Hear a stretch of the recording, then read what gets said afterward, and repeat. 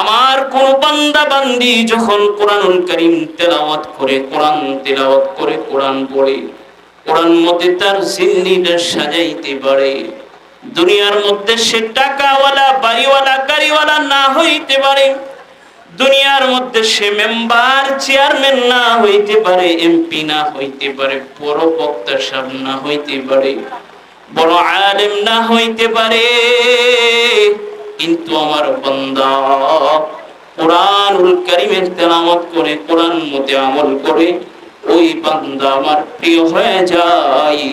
ওই বান্দা যখন কোরআনুল কারীম পড়বে, তখন আমি রব্বুল আলামিনের সাথে ওই বান্দার কথোপকথন হবে। বান্দা যখন কোরআনুল কারীমের তিলাওয়াত করবে, আমি আল্লাহর সাথে বান্দার কথোপকথন হবে, ভালোবাসা বৃদ্ধি পাবে। আমি আল্লাহ তাআলা ওই বান্দাকে দুনিয়া থেকে যখন বিদায় নিবে, কবরের জগতে যখন আমার বান্দাটা শুয়ে যাবে, কবরের মধ্যে আমার বান্দা তার কোনো আপনজন থাকবে না, একা একা কবরের মধ্যে শুয়ে যাবে। ওই সময় আমার কোরআন তার সাথী হয়ে যাবে। আল্লাহর নবী বলেন, কিয়ামতের কঠিন ময়দানে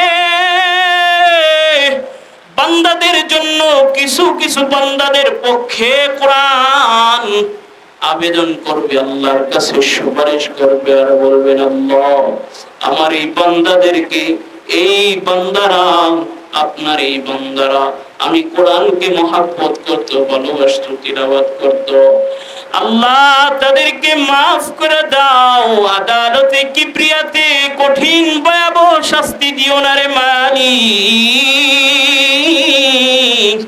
আল্লাহ ওই বান্দাদেরকে মাফ করে দাও, আল্লাহ তুমি তাদেরকে জান্নাতের বালাখানা দিয়ে দাও। আবার কিছু কিছু বান্দাদের বিপক্ষে এই কোরআন আল্লাহ পাকের আদালতে বান্দার বিপক্ষে নালিশ করবে, বান্দার বিরুদ্ধে মামলা দায়ের করে বলবেন, আল্লাহ এই নাফরমান বান্দা দিনের পর দিন গেছে, রাত্রের পর রাত্র গেছে, তার 24টা ঘন্টা জীবনে তার দৈনন্দিন সময় যাইতো, 24 ঘন্টার সময় সে আল্লাহ এভাবে পার করে দিত। আল্লাহ আমি কোরআন তার করেছিলাম কিন্তু তেলাওয়াত করতো না। আল্লাহ গো, এই আমি কোরআনকে সে কখনো ধরতো না, ছুঁইতো না, আমি কোরআনের সাথে তার মহব্বত ছিল না। আল্লাহ সে লম্বা সময় ফেসবুকে সময় দিয়েছে, ঘন্টার পর ঘন্টা নর্তকীদের নাচ গান শুনেছে, কিন্তু কোরআনের মাহফিল হইতো বেরতলা পশ্চিম পাড়ায়, কোরআনের তাফসীর হইতো মহল্লা, এই নাফরমান কোনদিন কোরআনের তাফসীর শুনতে যায় নাই। আল্লাহ গো, সে তার পরিবারকে সময় দিয়েছে, কিন্তু আমি মালিক তোমার কালাম এই বান্দা কোনদিন এই কোরআন খুলে দেখে না। ও মাওলা, এই বান্দারে তুমি জাহান্নামে দিয়া দাও। আল্লাহর রাসূল বলেন, ওই দিন দুইটা পক্ষ মানুষ দাঁড়াবে, একটা পক্ষ যারা কোরআনের পক্ষ থেকে সুপারিশ প্রাপ্ত হবে, আরেক পক্ষ মানুষ যাদের বিপক্ষে কোরআন মামলা দায়ের করবে আল্লাহর কাছে, যারা কোরআনওয়ালা হবে। দুনিয়ার জিন্দেগিতে তাফসীর মাহফিল গুলো মনোযোগ দিয়ে শুনতো, কোরআন তেলাওয়াত করতো, সন্তানকে কোরআন তেলাওয়াত শিখাইতো, কোরআনওয়ালাকে মহব্বত করতো, ভালোবাসতো। ওই বান্দাগুলোকে ওই কিয়ামতের কঠিন ময়দানে আল্লাহ পাক জান্নাতের ফয়সালা করে দিবেন। সুবহানাল্লাহ। এই কোরআন কত দামি ও মুসলমান কালিমাওয়ালা মুমিন, ও পর্দার আম্মা জান, আমার সন্তান 10 বছর, 20 বছর, 30 বছর বয়স হয়ে গেছি, আমার সন্তানটারে আমি কোরআন তেলাওয়াত শিখাইলাম না। আমার সন্তানটারে ডাক্তার বানাইছি, ইঞ্জিনিয়ার বানাইলাম, সমাজের মধ্যে সবচেয়ে প্রতাপশালী বানাইলাম, কিন্তু আমার এই সন্তানটাকে কোরআনুল কারীম শিখাইলাম না। আমার এই সন্তানটা 30 বছরের জিন্দেগি চালায়, 40 বছর যায়, 50 বছর তার জীবন শেষ, কিন্তু সে কোরআনুল কারীমের তেলাওয়াত জানে না। তার মা বাবা মারা গেছে, মার কবরের সামনে দাঁড়ায়া, বাবার কবরের সামনে দাঁড়ায়া সন্তান কোরআনুল কারীমের তেলাওয়াত করতে পারে না।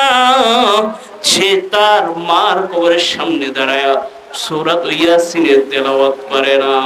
এই সন্তানটা বাবার কবরের পাশে দাঁড়ায় সূরা ইয়াসিনের তেলাওয়াত করতে পারে না, সূরা ফাতিহার তেলাওয়াত করতে পারে না, আয়াতুল কুরসি তেলাওয়াত করতে পারে না। অথচ নুরানি মাদ্রাসার মধ্যে দেখবেন একটা ছোট্ট বাচ্চা 7 থেকে 8 বয়স তার, কিন্তু ওই সন্তানটা কি সুন্দর করে কোরআনুল কারীমের তেলাওয়াত করে। তার সামনে যখন কোরআন খুলে দেওয়া হয়, ওই বান্দাটা কোরআনটা পড়ে তো সুন্দর লাগে। 10 বছরের সন্তান মাদ্রাসায় পড়ে সে হিফজুল কোরআনে হাফেজ হয়ে যায়। এই সন্তানটা এত সুন্দর তেলাওয়াত করে, সারা বিশ্বব্যাপী সে কোরআনের মধ্যে, কোরআনের প্রতিযোগিতার মধ্যে সে 1 নম্বর হয়ে যায়। অথচ মুসলমান ইমানদার কালিমাওয়ালা মুমিন, আমাদের জীবনের হায়াত চলে যাইতেছে 30 বছর, 40 বছর, 20 বছরের হায়াত শেষ, কিন্তু কত নওজোয়ান আছে দুনিয়ার সমস্ত কাজ সে জানে, সমস্ত বিষয়ে সে পারদর্শী, কিন্তু কোরআনুল কারীমের তেলাওয়াত সম্পর্কে সে তেমন পারদর্শী না। কোরআনুল কারীম সে তেলাওয়াত করতে পারে না।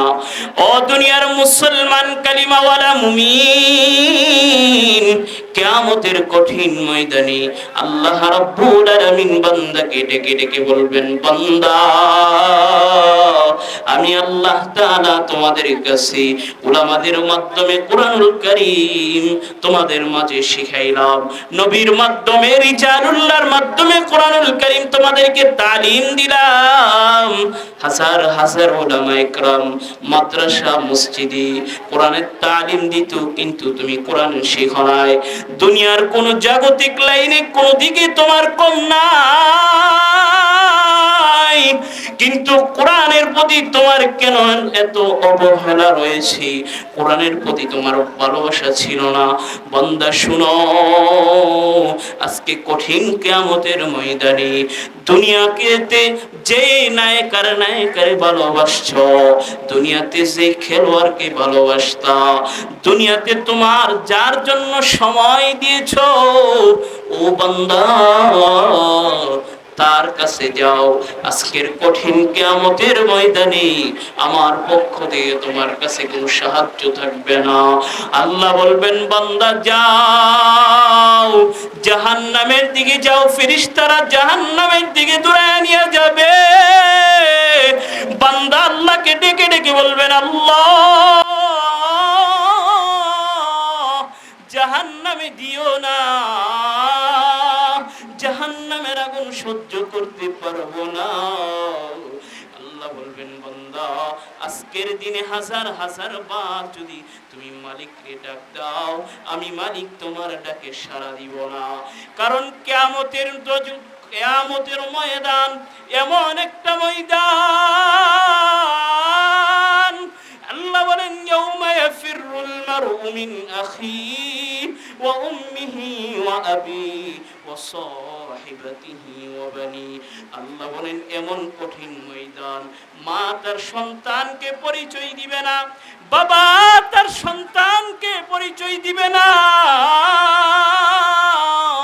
বন্ধু বন্ধুর পরিচয় দিবে না। এমন কঠিন ময়দান হয়ে যাবে। আল্লাহ বলেন, বান্দা দুনিয়ার জগতে তুমি মালিককে যদি একবার ডাক দিতা, আমি মালিকের কোরআনুল কারীম যদি একবার তিলাওয়াত করতা, আমি মালিকের অন্তর, কুদরতি অন্তর ঠান্ডা হয়ে যাইত। আমি মালিককে যখন ডাক দিতাম, আমি মালিকের প্রশংসা করতাম, আলহামদুলিল্লাহি রাব্বিল আলামিন। আমি মালিক জবাব দিতাম, হামিদানি আবিদি, বান্দা তুমি আমার প্রশংসা করো, আমি আল্লাহ তোমার প্রশংসা করলাম। মুহতারাম হাজিরিন, নামাজের সময় হয়ে গেছে। আর লম্বা সময় আলোচনা না, উলামা একরাম গুরুত্বপূর্ণ আলোচনা করবেন। আপনাদের সামনে কোরআনুল কারীমের গুরুত্ব এবং ফজিলত সম্পর্কে অল্প কিছু কথা বললাম। রব্বে কারীম আমাদের সবাইকে, আমাদের সন্তানদেরকে, আমাদেরকে, আমাদের ছেলে মেয়ে, পরিবার পরিজন সবাইকে কোরআনওয়ালা বানায় দেয়। কোরআনের প্রতি মহাব্বত আর ভালোবাসা তৈয়ার করে দেন। কোরআনুল কারীমের সহি শিক্ষা আমাদের সন্তানদেরকে দিব। নওজোয়ান যারা আছি, যুবক যারা আছি, আমরা আমাদের মসজিদের ইমাম সাহেবের কাছে যায়া, মাদ্রাসা শিক্ষকের কাছে যায়া আমরা কোরআনুল কারীমের সহি তেলাওয়াতটা শিখব। আমার সন্তানকে আমি কোরআনের হাফেজ বানাবো। যদি হাফেজ না বানাইতেও পারি, আমার সন্তানকে সহি শুদ্ধভাবে কোরআনুল কারীমের তেলাওয়াতটা শিখাবো। আল্লাহ পাক আমাদের সবাইকে কোরআনুল কারীমের সহি তিলাওয়াত শিক্ষা করে, এর উপর আমল করে কোরআন মতে আমাদের জিন্দেগি গ্রহণ করার তৌফিক দান করুন। কঠিন কিয়ামতের ময়দানে এই কোরআন যেন আমাদের জন্য রব্বে কারীমের কাছে আমাদের জন্য সুপারিশ করনেওয়ালা হয়ে যায়। মুহতারাম হাজিরিন, আজকের মতো এখানে